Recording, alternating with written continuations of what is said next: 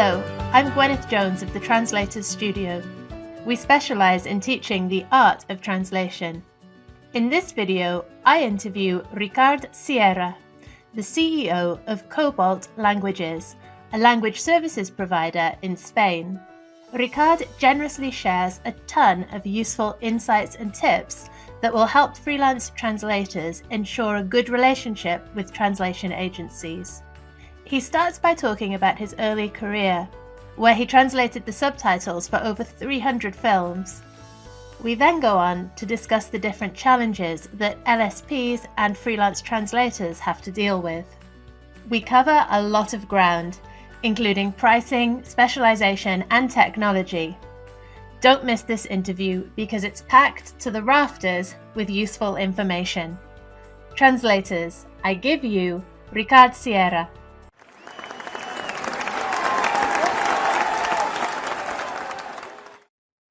Ricard, your original degree was in English from the University of Barcelona some years ago now. Yeah, some years ago, yeah. Could you give us a summary of what your career has looked like? As you very well said, I graduated in English philology back in late last century, let's say. And we studied, English linguistics and English language and literature, and none of that, those fields really appealed to me. But we did have a very small subject, which was translation, right? And then I realized I picked the wrong career. So I started working as an English teacher here in Barcelona, and but I started to look for work, for translation work. And that's how I really started working in translation, just small jobs, commercial letters, things like brochures, things like that from companies that were just near home, in a way. So that's how I really started working as a translator. And that gave me a taste of what translation was like, and it was so much better than teaching English, for me at least.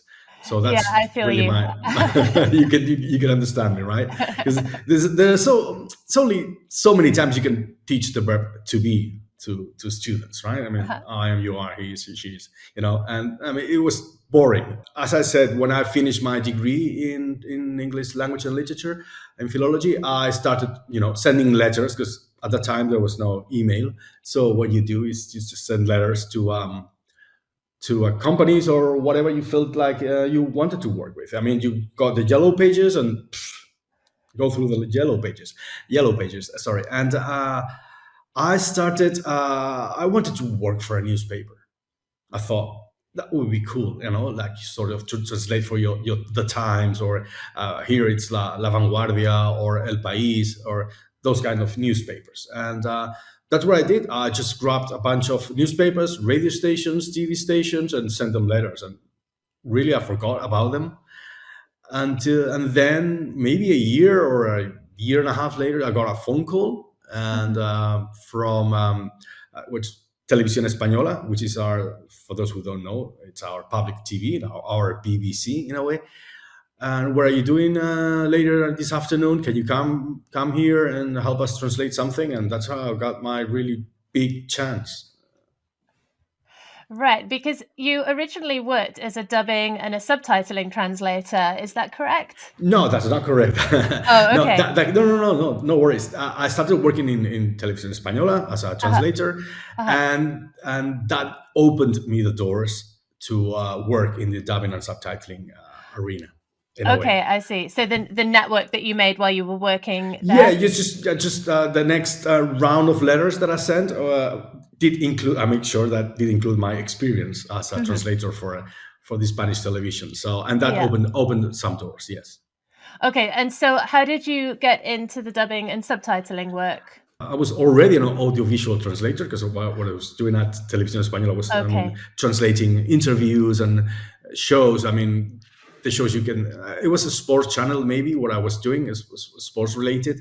So those NBA shows, NFL shows, tennis, whatever. And that was actually audiovisual work. So it was voice. There was voiceover and broadcast, right? So that opened the door to a dubbing studio in Barcelona. That gave me Okay. the chance. It was like just silly cartoon show. I think it was called 64 Zoo Lane. Hmm. It was about a child that I think she read a book, Uh-huh. and there were zoo animals coming over to her room to read the book together with her and explain stories and whatever. It was a really, really, really silly show, but that gave me more work and more work, different shows, and then movies, and then theatrical releases, and that's how the ball started rolling. So to sum up, you could say you sent out your CVs as people did in the 90s. They got put on file and held on file for this really long amount of time. Yes, And yes. then you learned on the job, got trained on the job, and were able to grow That's on the job through that experience. that's correct. I learned by doing. I mean, Hmm. I had no idea what I was doing, but I was, trained, as you said, on the job, and I was lucky enough to meet some really good professionals that had some experience, and they were able to teach me the secrets of the trade in a way. Do you think your path that you took then in the 90s, do you think it's applicable to linguists today who are interested in working in subtitling? I think in a way it is. Sure, the technology has come a long way. I mean, for anybody that wants to work now in subtitling, they need to know the tools of the trade, right? The subtitling software and the dubbing software as well, I guess. Hmm. But it's I hate to say this, but sometimes it's a game of sitting and wait. Hmm. I mean, you just send your CVs. You try to contact as many people as you can in the industry, and wait for for that opportunity, that chance. You never know when you're going to get it. But one big advantage that you have now that we didn't have back then is, I don't know, LinkedIn, for instance. I mean, you can Yeah. reach to anybody in the world. I mean, just do your homework, find out who's working in the positions that you want to reach out, and then reach out to them. Make sure you are visible. Make sure you look professional from the very beginning. That was something that I was really, really aware of, even at my humble beginning. Because one of the things that has caught my attention about your story is that it was so much later that they actually got in touch with you. And Yep. today, at least, I don't know, maybe it's just an impression because everything moves so quickly with the technology, and you send an email and you're expecting virtually an instant response nowadays. And so the idea of someone finding you in a year, it almost seems impossible. It's like, oh, I'd need to email them a lot of times in the next year for them to remember me. I don't think you do. I mean, I now own an LSP, as you know, and Hmm. we get like tons of emails every day. Uh-huh. Some of them, and I need to say this, are basically spam. Yeah. I guess fake translators trying to, swindle you or cheat in the system in any way they can. Hmm. But the thing is that we keep those that are real translators and are related to what we do. I mean, as much as I'd love to, we don't have projects for, I don't know, English into Japanese, for instance. Hmm. That's not our combination. We do have from Spanish into Chinese, English into Chinese, Chinese into Spanish. But you have to study a little bit. Yeah. Who are your, where are you applying to, right? I mean, we are very strong in marketing fields, for instance, but we do nothing on oil and gas for the oil and gas industry. So you have to, shoot or aim at the industries that are your specialty in a way. And then, as I said, if that's a real translator, someone that has experience in our fields and our, in industries and our combinations, we might not need him today, but we keep it on file because you never know. Maybe in 2 weeks' time, in three months, you never know. Hmm. So you reach out to those people when you have a shortage of your own resources, for so to speak. You reach out and say, okay, who else do we have on file that we can reach out to? And that's when Okay. the chance comes. Yeah, that's good to know. Before we move away from the dubbing and the subtitles, there was one final question I wanted to ask you, Okay. purely out of interest. I know that you did the subtitles and dubbing for some very famous films in the end, Million Dollar Baby, Night at the Museum, for instance. Mhm. And I was wondering, did they include your name in the end credits? I hope they did. They did. Yes, usually there is this dubbing, how do you call it? Like a slip, dubbing slip with the name of the translator, the director, the actors, and everything. Right at the end of the film. Yeah, my name was included, and I still get some royalties out of those translations that I did like 10 years ago, because that's you're paid for that. The translation rights are yours. So whenever one of my old movies plays on TV, I get, I don't know, a couple of euros. Really, that's so interesting. Yeah.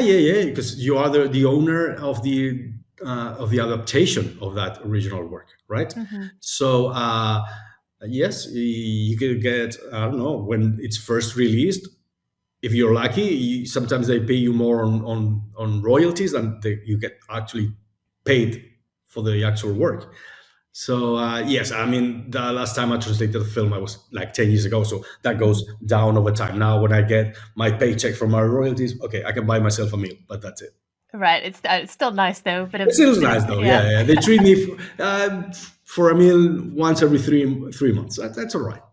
It sounds like you were working with very good people at that time, that, they really set you up well and they acted professionally. Yes, I also took my chances. I mean, the real first big challenge for me was when I was doing the silly shows I was telling you about, cartoons and things like that. And the guy that was doing the adaptation of those cartoons was working for another studio, and they got a series called The West Wing. You might have heard of it. Mm-hmm, It was a political show, very complicated. They had translated the first episode of that show with another translator, and they said it was a disaster. I mean, they didn't like it. So this guy that he knew me from working on the cartoons, series.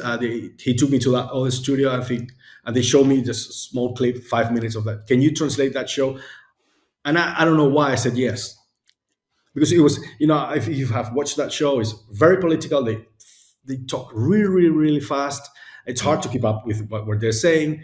But I said yes, because what else do I have to lose? So turns out that I guess I did a good job, because I did seven seasons of that series, because it's 150 episodes. So I guess but sometimes you have to take chances, right? That's what I wanted to say.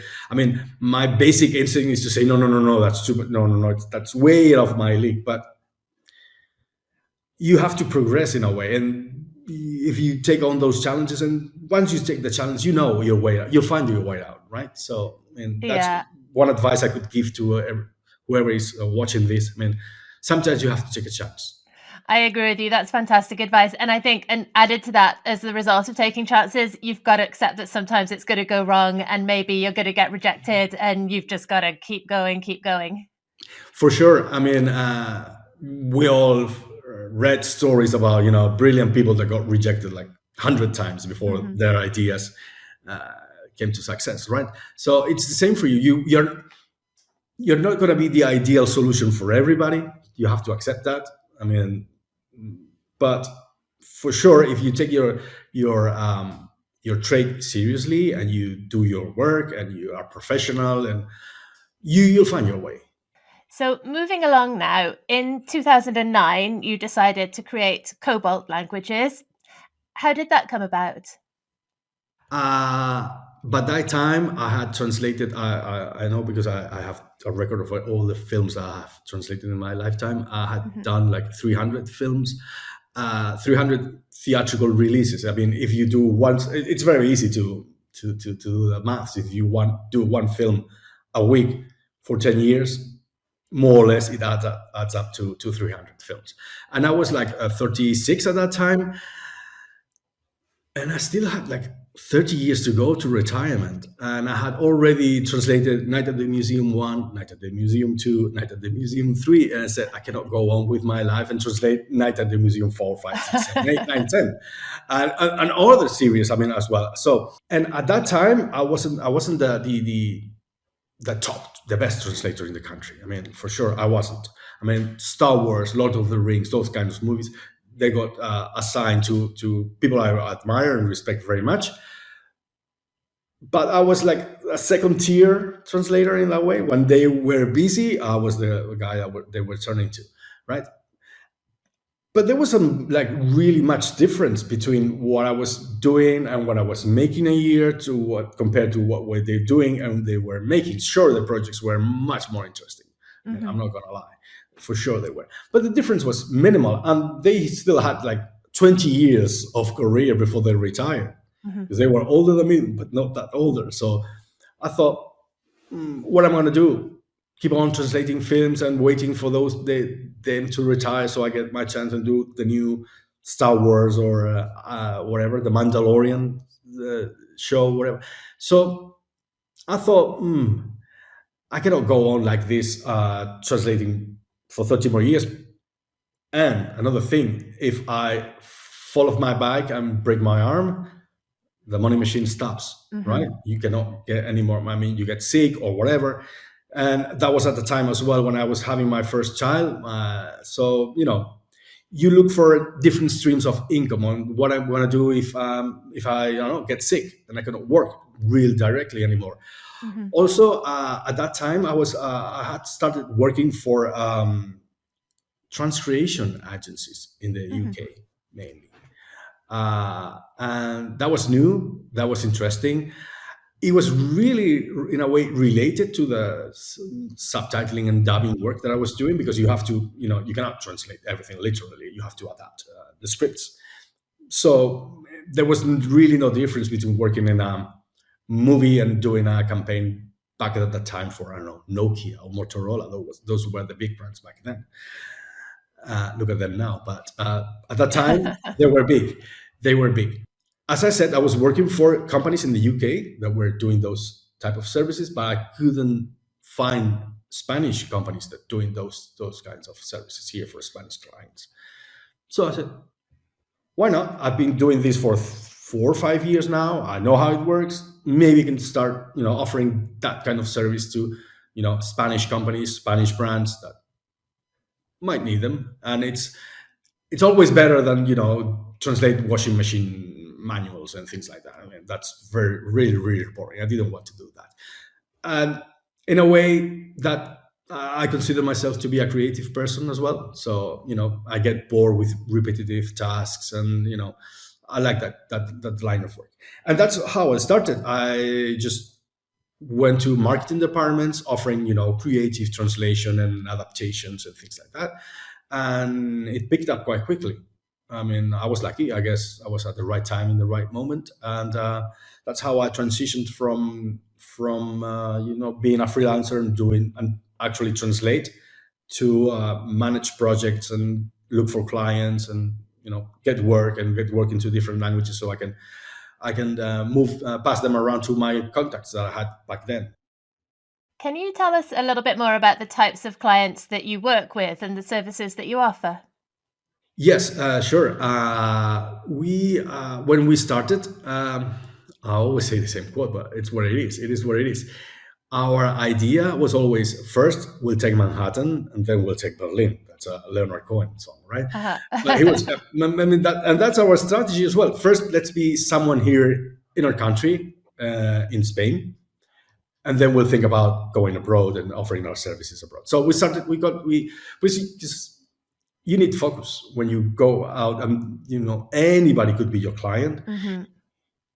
You have to start segmenting the market and say, okay, I need to go, I want to work in this industry, in this country, for this type of company, so you can target them properly and not get dispersed and shoot at everything that moves around. So we decided Spanish companies with a strong marketing departments, and that run campaigns, advertising and things like that. So those were the companies that we targeted. I mean, above a certain amount of revenue. I think, I don't know, back in the we thought like 100 million and above, something like that, right? So once you know you have like 100 companies to target, that's easier. You concentrate on them and you go for them. So as I had my first chance like 10 years ago with Televisión Española, I had my really big chance with Desigual, which is a Spanish brand, Desigual, the fashion brand. And yes. And they called me. I went to their offices, and we have these issues with the current provider. I mean, we're doing this and that. Do you think you can do it? My initial reply would have been no. I mean, that's way out of my league. It's going back to the West Wing moment, isn't it? I mean, I'm repeating myself. I know, but it's really what it is. Yeah. But I said, what do I have to lose? Nothing. Like back in the day when I said yes to the West Wing, right? So we started working with them. For some reason, they were thrilled with the services that we're offering, translation into 8 to 10 different languages. And we kept them for a lot of time, because we're actually still working for them, like 13 years later, right? So we're doing something well. Some things we're doing well. And that opened the door to similar companies in this fashion area. Spain has very big fashion companies, fashion brands. Yes. Yes. And we basically work for all of them. Because I think of Kobalt as a specialist in fashion companies. Do you work with other companies outside the world of fashion, or are you really specialist? No. We work with other companies outside the fashion industry. I mean, for sure, I don't know, maybe 50% of what we do is fashion, and fashion related. Because when you talk about fashion, you think about product descriptions, maybe, but a company with 160,000 employees worldwide has a lot of requirements for translation, and it's not only fashion related. They have human resources, they have legal departments, they have compliance, corporate social responsibility, things like that, right? So yes, we work for those fashion companies, but the amount of work that we do that is not really fashion related, it's big. I would say in a percentage, it could be 80% of what we do for those companies has nothing to do with fashion. Yes, I guess within any industry or any business, it's going to be broken down that way, whatever the primary specialization is. An engineering company, of course, you're going to have your legal department, you're going to have your marketing department.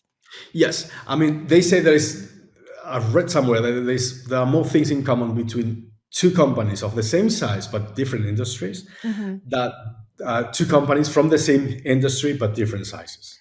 Okay, I can believe you. That's very an interesting way to say it, and it bears thinking about for a freelancer who's trying to target and thinking about specialization. It's an important factor to bear in mind. I don't have any answers, but I think it's worth meditating on for someone who's considering their specialization. From my point of view now, as an LSP owner, and when I receive an email or a CV from someone that does everything in all sorts of combinations and all sorts of industries, we tend not to put those people on file. That's what I want to say. Yeah, I guess it would also be hard to search them, because if you're, say you've got something 8 months down the line when you've forgotten about them and you're trying to find someone by a search word, well, if someone's just been general, what are you going to even file them under? Exactly, and what we need, as I said, we work for fashion companies. Yes, they have other requirements, legal and human resources as well, but we also have work in the medical field, healthcare services, for instance. So when we get a spontaneous job application for a company, we look at what are those specialties. Do we have potential work for these people? I mean, is he a medical translator? We keep it on file because we have projects for them. Is he or she? Sorry, I'm Spanish, so I tend to say he a lot. I beg your pardon. Are they? I guess it's the right pronoun now, because pronouns are a thing now. So are they specialized in marketing fields or human resources or whatever. So we keep those people on, right? So when you target a company, the advice I would give when you look for work, think about what you want to work in, what are you specialized, and look for work in those areas. Then life will take you, to different avenues, so as to speak, right? Different paths. You never know. You might get a chance to do a different thing. You will say yes or no, depending on what you want to do with your life, but professional life. But when you look for work, specialize, focus, go to your niche. Those are that's the advice I would give to people that are in that position right now. That's great advice. Thank you. Thank you. What are the biggest challenges that you're facing at the moment as a language services company? I would say there are two really big challenges. One is price pressure. That happens a lot, and budgets they are not bigger than they were like years ago, but there's the pressure to do more content to fit within the same budget. Mhm. That's one of the main challenges that we have, and the other is time. Everything is like fast, super urgent. I mean,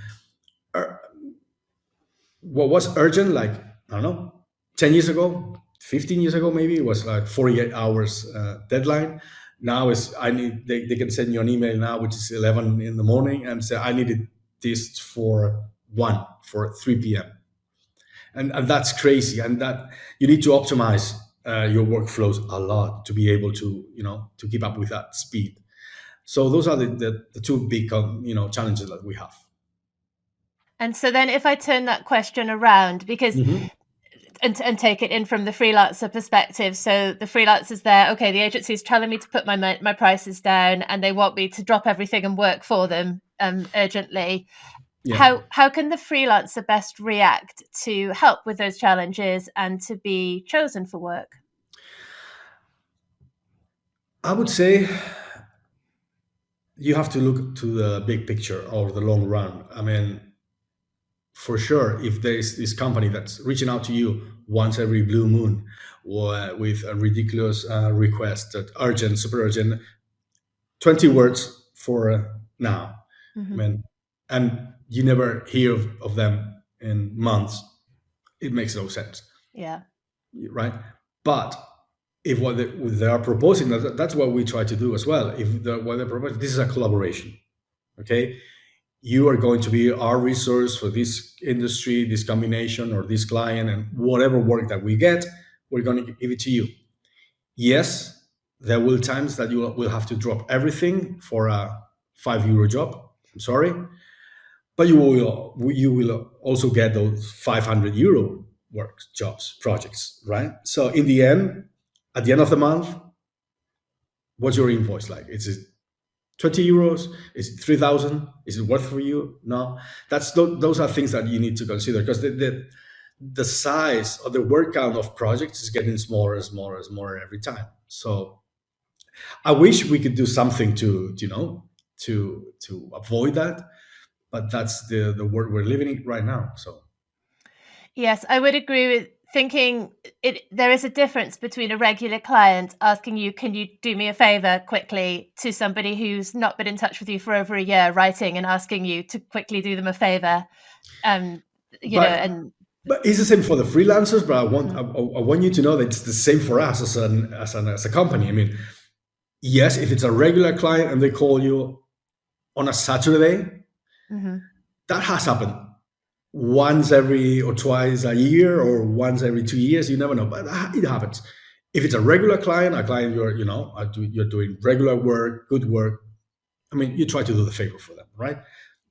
If it's somebody that you spoke like 5 years ago and he disappeared for 5 years, I mean, you just hang up. That's it. Sorry, I cannot help you. No, you politely, but you say, I'm sorry. No, we will have to wait until Monday, and then we'll talk. But you have to consider that, and as an LSP, but I guess also as a freelancer. I mean, that's the way it goes. I guess another point that comes out of that, a positive behavior for a freelance translator looking to secure regular work with agencies is responsiveness. That's one of the things we really, really consider. Maybe it's the most important thing for us. When we are pressured by our clients, by the system in a way, the way things are set up, if you can tell me, no, sorry, I can't, soon, quick, I would appreciate that. I mean, sometimes we prefer to work with people that are easy to communicate with rather than with someone that's, I don't know, a 10% higher linguistic quality than the next guy. I mean, how can you measure those quality? And when we talk about quality and quality of the service, we need to talk about the quality of the services, not only of the linguistic quality that we're getting. I mean, customer service, wherever you like it or not, as a freelancer, you need to have some sort of customer service, and you need to treat your clients properly. I mean, there's no point, even if you are the best translator in the world and it takes like 3 days to reply to an email, sorry, but you're not going to get work from us. That's the way it is. Because so we really appreciate that responsiveness, as you said, and that's really something that we really take it into account.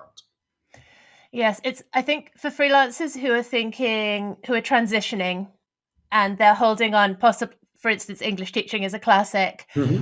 Take the English teaching down to half time and transition into freelance translating, which is actually how I originally did my transition. But the problem with it is that responsiveness, because you want to be there, you want to get those early job offers, you want to get them the second they come in and be responding within minutes. And if you're off at work for 3 hours, then by the time you get back from work, maybe the job's gone. That's an issue. Yes, I'm aware of that. Yeah. We sometimes we hate to do these kind of auctions. First come, first comer takes it, and sometimes we are forced to do it, but we rarely do those kind of things. We just wait for people to reply. Having said that, if we know that you are unavailable from, I don't know, 4 to 8 p.m., we just don't send you any work during that time, because we need a reply, even if it's for tomorrow, and maybe at 8 p.m. you can go home, get the project, accept the project, work on it, translate it, and send it back for first time for the next day. We need to know that that project is assigned and is confirmed and it's going to be delivered tomorrow first thing in the morning. So that responsiveness is an issue, and I'm aware of that. Yes. I guess it goes a bit back to what you were saying at the start, where when you're starting out, you kind of have to just do it to get to the next level, to the point where then you're being considered more specialist by the agencies. They're calling you for you've got a bigger range of possible clients. They're calling you for certain jobs. You've established, which partly involves knowing yourself as a translator, you've established what it is that you do and what it is that you don't do, and the clients know it. And then they're maybe not calling you for the urgent jobs, but they're calling you when just the right job for you comes in. And I think that it is possible to reach that point, but of course it takes years of work to get there. It's not something that you're going to just be able to do overnight as a brand new translator. But nothing happens overnight. Yeah. I'm sorry, nothing happens overnight, and it didn't happen 25 years ago. As I was saying, well, with snail mail, there was no chance. Snail mail, you just send a forget. That's what you used to do. Send a forget, and success doesn't come overnight in a way, and you have to establish your reputation, your brand, your speciality, and that takes time, and you have to accept it. We've touched on lots of different ideas, which I think are really helpful for any newish freelancer listening to this, thinking, what do I need to do? Why aren't I getting work? Do you have any further ideas or advice to add to the things that we've said for anyone wondering, how can I get more work or more regular work with translation agencies? Maybe one would be to network, meet other translators, go to I don't know, a conference. Why not? Even if you think that you don't belong there, I mean, you are in the industry. I mean, nobody's going to look down on you because, oh, you're a freelance translator or whatever. That's nonsense. ELIA has the ELIA Exchange conference that's meant to be like a meeting point between freelancers, LSPs, vendor managers. That's a good way to, start meeting, knowing people in the industry, listen to what their needs are, how they work, how they like to work. Because what I've been telling you, it comes from my experience, for our experience at this particular company that is Kobalt. But maybe, I don't know, the LSP next door has a different setup. So they have different challenges, different needs. So, network. Don't stop networking. One of the things that I regret a lot is that for the period of time that I was doing dubbing and subtitling, I was so busy with so much work, doing all those movies, that I stopped networking completely. I was just saying basically no to everything. So don't do that. Then learn your technology. Learn about ChatGPT. What can ChatGPT do now for you, and how can invest some time in learning things? Because I'm 50 and I'm still doing that. I'm still investing time in learning technology. Thinking about how can I use this technology, particular technology, for that kind of project, whatever, and to be aware and to know what's around and what are the possibilities of the technology. So don't stop learning ever, ever. Even when you think, oh, I have a lot of work, I'm so well established. Don't do that. Then, and my final last advice is that when you are a freelancer, you are a one-man company. One man, one woman. Sorry again. Right? So when you are a one people company. So yes, translating the actual production, that's very important. But no company manages to survive without sales activity, marketing activity, accounting. You need to do those things as well. You need to set up time for sales, for investigate who are the companies that work in the industry I want to work with, in this country, this market, or whatever. You need to do that constantly, and don't stop doing it the moment you get some work, because that you never know what happens, may happen tomorrow, right? So put on that entrepreneur mentality. I hate the word, but it's what it is. Entrepreneur mentality. You are a company, a small company. I'll give you that. So, but you need to work on all the department, wear all the hats of the company, and that's something that you need to do. And if you don't like, yeah, a lot of freelancers, no, I hate sales. I don't like selling. I mean, I feel you. I know what you mean by it. But sales is not convincing people to buy what they don't need, right? Sales is helping your client or potential client discover their needs and how can you help them. That's it. That's sales. It's also, I mean, when you're thinking what freelancers, I don't think it's only in translation, in any industry with freelancers, what makes a successful freelancer, well, they've got to do that, whether they like it or not. If they don't do it, I don't believe that they're going to be successful as a freelancer, because how are you going to keep bringing the business in?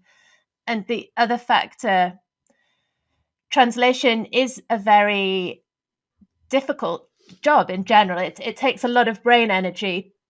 And when I'm on a difficult translation, I notice that I can be tireder. I get very involved in it, and other elements in not only in my work, but in my life might get put aside, particularly if it's a big job, if it's an urgent job. It takes a lot of your bandwidth out. And so if you get on the treadmill of saying yes, yes, yes, and as soon as that one's finished, I've got another one backing onto that, and then another one backing onto that, without designating that certain amount of time that you've said on a daily, weekly basis, I would say even daily, to be having that hour a day where I'm not, I'm working on my business or I'm doing something. It's absolutely essential for sustainability and long-term survival, I think. Completely. You have to think, as I said, as a company, you're operating a company. Yeah, maybe you need to ramp up production for 1 week because I have this project that is very important for me. But in at the end of the month, at the end of the year, everything needs to be balanced out. I mean, okay, if you have a very important and urgent project that it's going to take you 2 weeks, do it for sure. That's your main task, as I said. But as soon as that decreases, I mean, you have work to do. I mean, sales, marketing, go on LinkedIn, write something, give your opinion, post on, comment on what other people are doing, and Mhm. show your expertise in a way, right? So you can, Yeah. And uh, do that CPD, and which is also for all the translators I know a pleasure, because all translators are very curious and they always want to learn more. And so, you've done this hard work. Well, give yourself the time to enjoy the CPD, which I think maybe some people would say that's still work, but I think a lot of people will happily do that for pleasure in any case and actually feel quite relaxed as a result of it. yeah, and it's part of your work. I mean, reading. I have a bunch of books here, for instance. I Mm-hmm. mean, I get to buy books or do webinars or whatever. If I'm not talking to people, meeting clients, or talking to my team, I try to read and learn. That's very, very important. And it's part of the work. Another question that a lot of freelance translators have is this translation agency versus direct client, with the direct client being there as this kind of holy grail. What would you say about that? And what would you say are the advantages of working with a good translation agency? That there are advantages for sure, and there are disadvantages. I mean, let's tackle the disadvantage. Yes, maybe you can get a higher rate from a direct client. That's okay. But you have to do the sales. You have to go and look for that client, find that client, and start getting work for them. That's an activity that the LSP does that you're not doing. And then you have to manage the client. Direct clients are great. Not going to say, I'm not going to lie, but they're not working in the translation industry. I need this done by tomorrow. I don't care. I mean, but this file, I don't know. I cannot upload this file to MemoQ. You want, you need to convert it or whatever. I don't care. I mean, they're not translation savvy, so you need to work with them to make them translation savvy, right? And that's an effort, a constant effort. Uh, the usual reply that some direct clients do: "Are you sure this has been done by a human? Because it looks like Google Translate to me." And you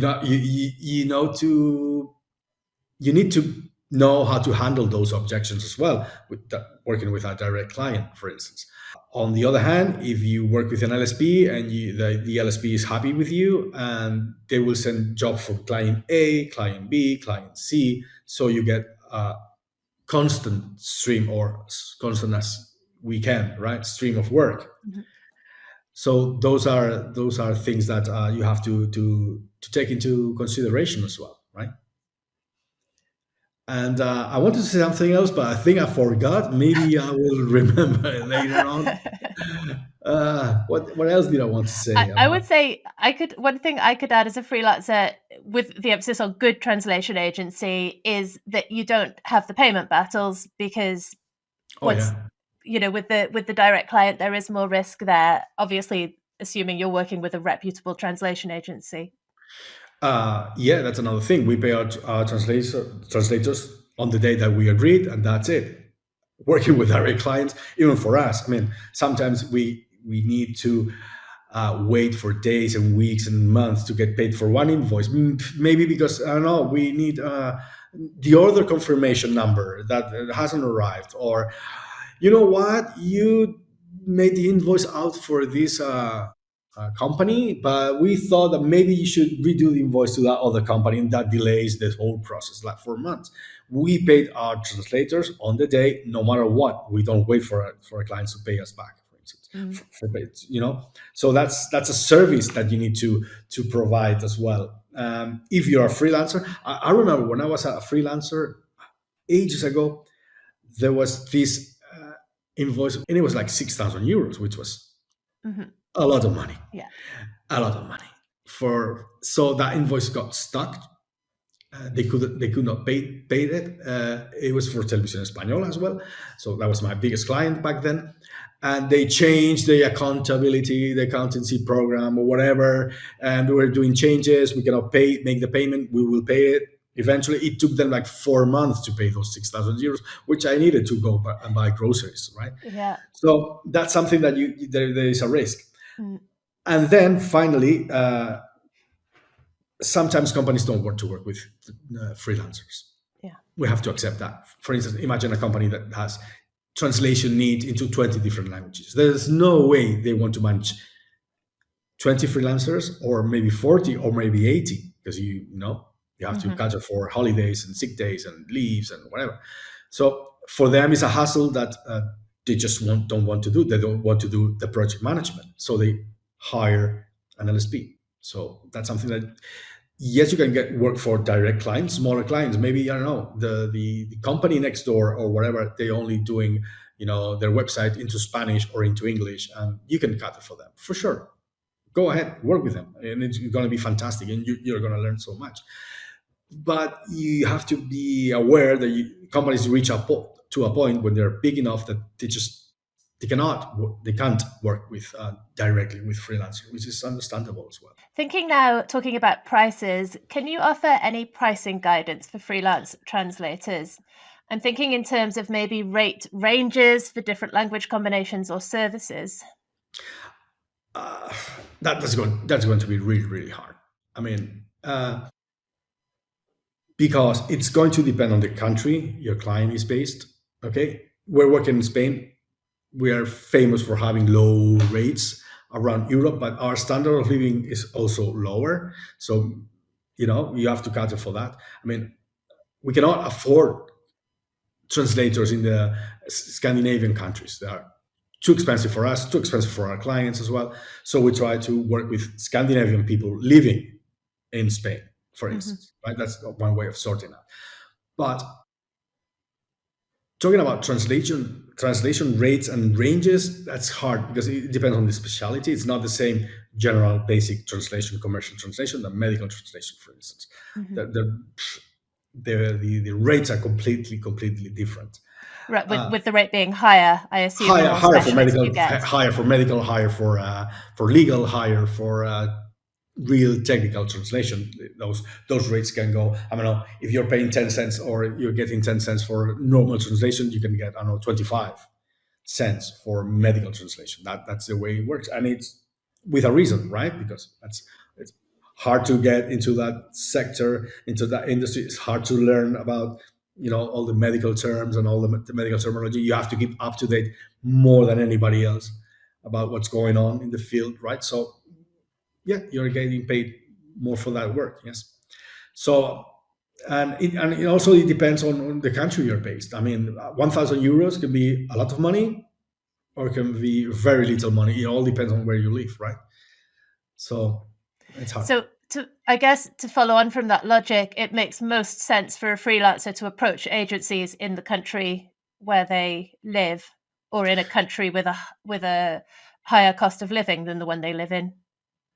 That's correct. That's it. I mean, excuse me, but if you're going to Bangladesh and you expect that they're going to pay like really high rates in Bangladesh and Bangladeshi LSPs, that might not be the case. I mean, you have to, if you're going to a market with a lower standard of living, I mean, you're going to get the rates that are in that country. So if you want to maintain your rates to your standard of living, work within your country, your own country, or countries with the same level or higher. And so you named, when we were thinking specializations where people can charge more, you named medical, legal, anything really that's very technical. Would transcreation fall into that category as well? Yes, in a way. I was paid, I always say the same story, but I was paid, I don't know, 100 euros for 4 words once. Oh, very good. It was. But how long did those 4 words take you to translate? That's the tricky part. It was. I guess I can say it now. It was a slogan for Carrefour, the supermarkets. It was like ages ago, so they're not going to care. But we had like 4 or 5 meetings to discuss those 4 words. We had translation, back translations, proposal one. I mean, different sorts of proposals. I mean, in the end, it wasn't worth it.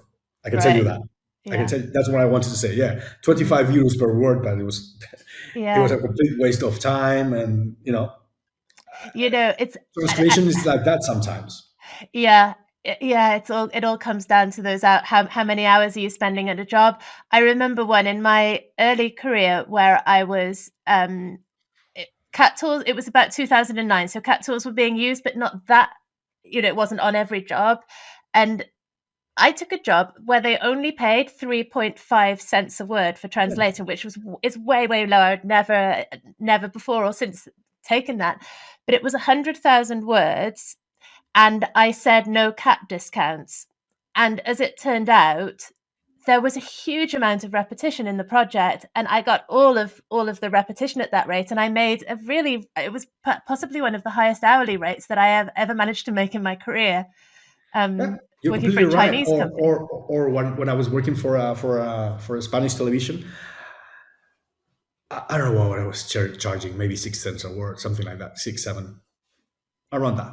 Okay, but the thing is that I invested quite some money into buying Dragon Naturally Speaking Hmm. software and a dedicated PC, because back then PCs were not that powerful, so and it needed of power, and I could do like dictate like 3,000 words per hour. So just basically reading the script, today in the NBA, the Knicks won at the whatever. You just can read it actually Hmm. while translating it in your mind if you're used to it. So I Hmm. could make 2,000 words an hour, 3,000 words an hour. Yes, it was 6 cents, 7 cents, but it was money.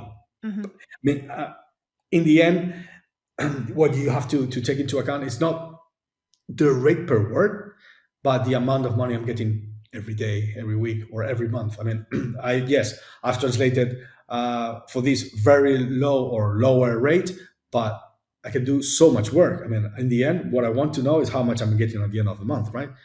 And that's Hmm. something you have to take into account. As I said, back to with my example with Carrefour, right?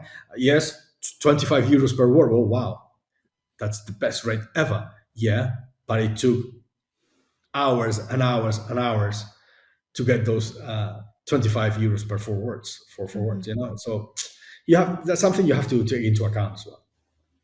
Your productivity and your output and what you get and really get at the end of the month, at the end of the day, whatever. And of course, that's partly where specialization comes in. I'm a legal specialist, and I don't like to only do legal because it's often quite boring. But I never make more per hour than when I'm on those legal translations because it's what I know how to do. It's what I do fastest. That's the beauty of specialization. Yes, sometimes it's boring. Yes, doing films was boring for me. In the end, I know it looks exciting from the outside, but once you are into it, I mean, one film, they all look the same, right? Mhm. I was paid handsomely, I guess, but that's the power of specialization. Yes, it's a repetitive routine task, but it's that a repetitive routine task that you can perform better than 95% of the industry. So that's why they're paying you. Hmm. And what about negotiation? Would you encourage freelancers to negotiate with project managers? Yes, be open. I mean, more than negotiation, which is yes, they can negotiate. I mean, be open. I mean, as I said, be flexible. Sometimes we might go with a project that has a higher rate. Good. I mean, we are all into sharing the profits. I mean, if we are landing a very good project that gives us or gets us a decent margin, we can pay a higher rate. But sometimes we also share the pain. Okay, this is the price that we're getting. These are the rates that we could negotiate. It's not better than that. Are you willing to lower your rate 1 cent, 5, 10, 20%, whatever, so we can get all this amount of work? I mean, that's a negotiation as well, right? So what I would say is be flexible. And sometimes, no, my rate is this one, and I won't move it up or down, whatever. Usually down, but sometimes, as we were saying just now, Ricky, take into account productivity and how much are you going to make at the end of the day or at the end of the month or whatever. So, and we are open for negotiation if we get a special project with a decent rate for us as well. Yes, we can pay more, or because maybe it's a more important project for our clients, so maybe we go, with a higher rate. Or, as I said, sometimes we need to renegotiate with our providers. That doesn't mean that we want, if somebody says, no, no, no, I don't want to work for that rate, I totally respect that. I mean, it's totally comprehensible. We all have our limits and we know our value and what we want to do and we don't want to do. Mm-hmm. And that doesn't mean that we won't hire you for the next job. I mean, it's just business. Yes, I think it also comes down to communication. There's the freelancer alone in there. You've got this image, the freelancer alone in their wooden attic, and the agency there in this big office, and the freelancer sort of thinking, oh, I don't know if I can say this, and I don't. And it's like, well, just communicate well, say clearly what you want, put it on the table, or even pick up the phone or something, and having an open and clear communication about it would probably speed things up a lot and also lead to more satisfaction. Yeah, be sincere, be transparent. I mean, these are my reasons for doing this or not doing this, and that's it. And we also try to be, transparent. And when you said big office, yes, I'm in a big office, all by myself. There's nobody here. Everybody's in the attics, even for us. Take that into account as well, right? So yes, communicate with your LSP. Trust them as well. Because sometimes we get like trust issues with our freelancers, right? I mean, as if we were going to cheat, swindle, or I don't know. I mean, I'm sure there are companies that do that. I'm aware of that. That might be the case. It might be the case the other way around, right? Where the freelancer cheats the LSP. That also can happen. But I mean, if we are having a collaboration, that means that we trust each other. I mean, I trust that you do your work to your best capabilities, and you trust us that we are going to pay you on time, a fair rate, and give you all the help that you might need. So sometimes I get this lack of trust between the parties, and sometimes we organize like Zoom meetings with all the translators that work in a single project, for instance, because we do translations projects into 20, 25 different languages. That's a lot of people, right? Mm-hmm. So, okay, just have a Zoom meeting. Let's talk. How are we going? How are we doing? What can we improve? What do you like about working with us? What can be improved in a way? And we open the channels for sincere or not open communications. And if you, as you said, sometimes you need to get on the phone, talk to the project managers. Listen, what's going on? I have this issue. Or, communicate. Moving on now to think about the Spanish market, which does get a bad rap from our European neighbours. Yeah. You hear a lot of claim. It's all low rates, all non-payments, I've heard, which I know for a fact isn't true. I've worked for hundreds of Spanish agencies, and I think never had a non-payment so far. What would you say to people who feel that way about the Spanish market? There might be cases where people are not getting paid, but that's I wasn't paid once in my lifetime, only once. It was an LSP in France, so that's those things happen all around. What we were talking before, our market is conditioned by our way of living, by standards of living, the cost of living, or whatever. Those are the rates that we have. Yes, if you're working in Germany, Sweden, or Norway, your rates might look low. If you're working in Argentina or Colombia, you wish you could get our rates, right? So it all depends from where you are in the world and what where your current situation is. Non-paying agencies here in Spain, I don't think that's an issue, as long as you investigate a little bit. Sometimes what happens is that there are cultural differences, even within European countries.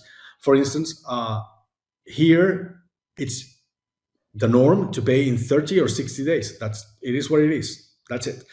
And we get sometimes not furious, but quite demanding freelance translators from Northern Europe. No, no, no. I want to be paid in a week or in 15 days. Those are my terms and conditions. Okay, those are your terms and conditions.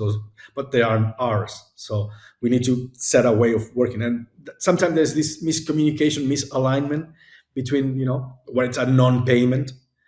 But I believe that 95% of the companies that work in Spain, and the companies that I know, are legal, completely transparent, and pay on time. So yeah, I think from the freelancer perspective, it's doing your due diligence to make sure that you are working with a reputable company, and also the communication aspect. Again, if you want to be paid, it's fine to want to be paid in 7 days. It's fine to want to be paid in advance. You need to communicate that, and then you enter into a negotiation where you either come to an agreement or you don't. yes, that's it. I mean, I'm going to be clear. We paid, I think it's between 30 and 60 days, right? But we paid like 800 people, right? Every time. So how can we set up different payment terms for different people? It's a nightmare. So we just, sorry, but we are the client. We set the rules. That's it. We are paying this way. You like it, you work with us. You don't like it, you're free to go. It happens the same with our clients. I wish I could tell my clients, no, no, you're going to pay me in 30 days. Some clients say, no, no, our payment terms are this, and whether you like it or not, that's the price of doing business with us. And you have to adapt. And but that's business. It's business. I know what their reasoning is for a freelancer. I wish I could pay everybody on instantly. Mm-hmm. Sometimes you don't want to do that because you want to do your due diligence of the translation and have the input from the quality assurance team and things like that. So you need certain buffer of time also, and also you want to know what the client thinks about the translation, if they have any queries or whatever. So you need a buffer of time before paying for a job, right? It's the way we work. It's the way we do business. But as I said, it's totally fine if you have your set of rules and your conditions and you don't move from there. That's it. And as long as you communicate them before, because we send an agreement that specifies everything that how we pay translators and what the type of work that we do and whatever our requirements. If you agree with them, fine. If you don't, I mean, we can discuss certain things, but we need to establish like an equal terms for everybody. Otherwise, it's a nightmare. Yeah, it's impossible.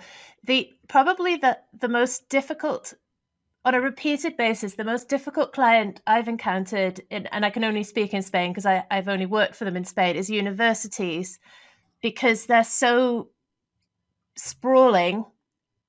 Their accounting departments are in all these different university departments. You've got a lecturer or a high-up professor saying, yes, I can order you to go do it.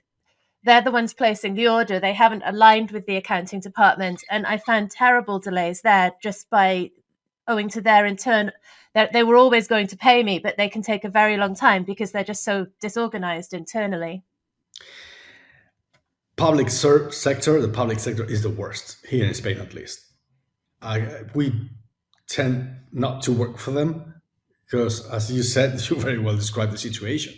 It goes to, someone requests a translation, but then he needs to ask for the money for who knows who in which department, and they have the budget, they don't have the budget. Then you have to follow a procedure to work with them, to upload the invoice, and they're tremendously notorious for paying really, really late. I mean, expect like 120, 180 days to be paid. Mm-hmm. So that's the price of doing business with them. We don't look for work for them because we just don't want to work with those conditions. Another stereotype that you hear a lot among translators, and actually it's something you touched on earlier in the interview, is that end clients don't understand the value of translation. Yep. In your experience, is this true? Yep, it is. I think it is. The more you work with them, and imagine you have a relationship of years and they understand, what comes out of the translation. They also understand the mechanics behind a translation project. Because sometimes with some clients, we have like an integration. They just write their text or put it in a box in the PC and select the languages that they want to send, and they expect like to be back in like immediately. This is not Google Translate what we're doing. So sometimes we educate them and see, okay, once you hit send, this is what happens. The project gets created into our TMS. A project manager assigns the work for that work for different translators. Those translators need some time to reply, as we've discussed. Mm-hmm. You know, it is a process, and they are not. They know it in a way, but they're not really. You know, they don't really know, or they are not, don't want to know. I don't know. So that's something that you have to work with your clients, and then, as you said, the value. One of the best things that I think they've told me is that once I was speaking with this lady, and she told me, you know, Ricard, since we've been working with you, we've discovered that there's no difference between not translating one thing and not doing one. The result that we get, it's the same. Meaning that Okay. if we send this content for the Russian market and it's not in Russian, there's no difference in doing the content or not doing the content. It has to be in Russian for sure. So when we work with you, since we've been working with you, the first thing we ask is, do we have a budget for translation? Otherwise, there's no point in doing it.